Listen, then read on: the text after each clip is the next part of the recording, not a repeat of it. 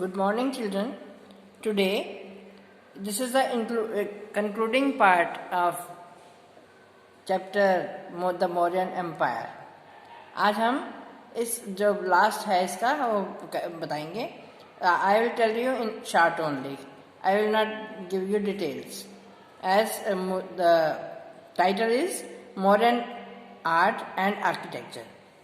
जैसा कि मैंने आपको पहले भी बताया था, मौर्यन एम्पायर सबसे बेस्ट माना जाता है. अशोका ने बहुत अच्छा राज्य प्रबंध किया, अपनी प्रजा के लिए बहुत कुछ किया.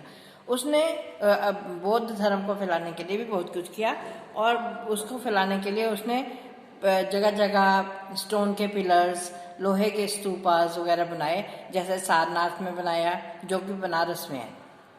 उसके बाद जो हमारे देश का जो आप देखते हैं एम्ब्लम है, जैसा कि आपको इस पिक्चर में भी दिखाई दे रहा है, ये आपको हर नोटों में या सिक्कों में और हमारी जो स्टैंप होती है ना सरकार की, वो यही है. तो ये भी हमने अशोका के पिलर से ही लिया है. ये 4 शेरों का है, इसके पीछे भी एक शेर है, 4 शेरों का चित्र है. ये आपको कहा जाता है इसे लॉयन कैपिटल एट सारनाथ. ये हमारे नेशनल एम्ब्लम में भी.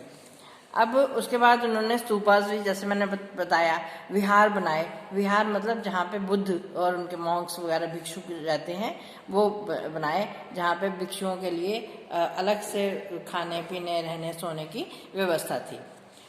सबसे बेस्ट जो इस समय जो देखने वाला है, जो हमारा टूरिस्ट के लिए भी बहुत अच्छा है, वो जिसको सांची स्तूप कहते हैं, और ये है भोपाल में.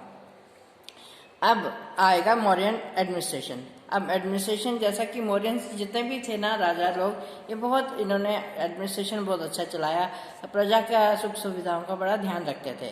तो जैसा कि आज का हम देखते हैं कि सेंटर है जहाँ पे सेंट्रल गवर्नमेंट होती है जो सारे स्टेट्स की गवर्नमेंट्स को कंट्रोल करती है. दूसरा होता है प्रोविंशियल. प्रोविंशियल पहले स्टेट्स को प्रोविंस कहा जाता था, अब स्टेट्स कहा जाता है, जैसे आजकल भी स्टेट्स में है. फिर उसके बाद आ जाते हैं डिस्ट्रिक्ट. डिस्ट्रिक्ट आते हैं, डिस्ट्रिक्ट के बाद आ जाता है विलेज. विलेज आता है. विलेज इन सब चीज़ों में उसने बांटा और अपने देश को सुचारू रूप से चलाया. अब उसके बाद उसकी कैपिटल क्या थी मौर्यन एम्पायर में? कैपिटल कौन सी थी? पाटलिपुत्र. पाटलिपुत्र जो आजकल हम जिसको हम कहते हैं पटना.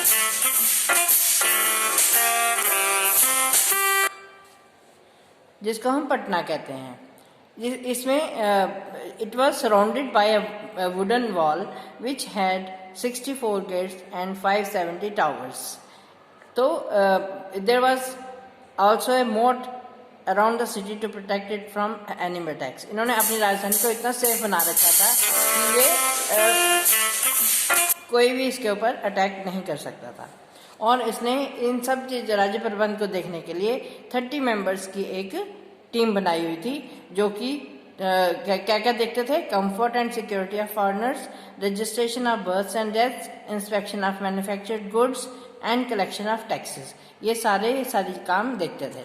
अब आर्मी भी उन्होंने बहुत अच्छी बनाई थी, और जो कि फाइट करने में, जैसे कि आप लोग देखते हैं कि मौर्यंस ने अपने राज्य को पूरे देश, पूरा भारत, अफगानिस्तान से लेके बर्मा, उधर इंडोनेशिया फैला हुआ था, और हमारे श्रीलंका तक भी हमारे थी दोस्ती थी उनके साथ.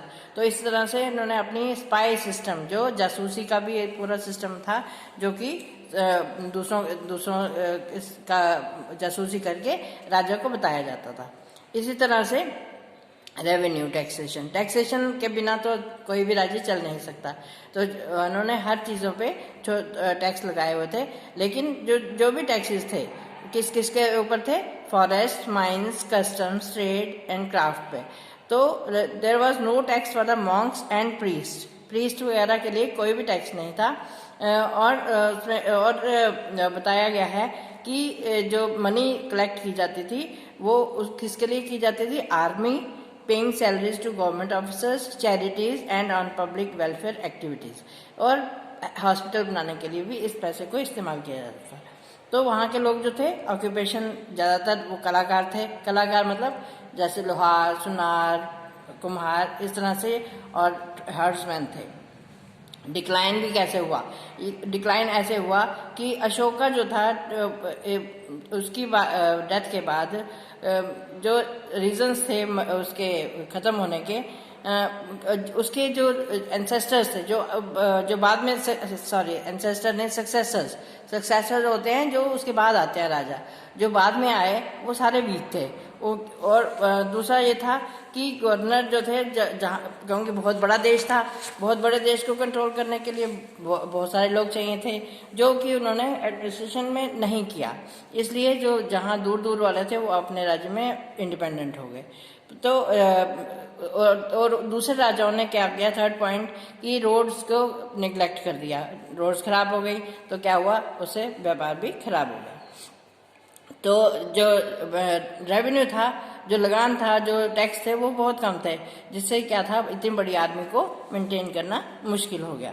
फिर जब इतना बड़ा राज्य होता है तो कंट्रोल करने में मुश्किल होता है, तो क्या होता है, करप्शन बढ़ जाता है। ठीक है। और जो लास्ट राजा था, मौर्यन राजा बृहद्रथ, वो अपने ही commander in chief Pushyamitra Shunga से हार गया और उन्होंने उसको मार दिया और उसने अपना राज्य, अपना वंश चलाया। Thank you and have a nice day.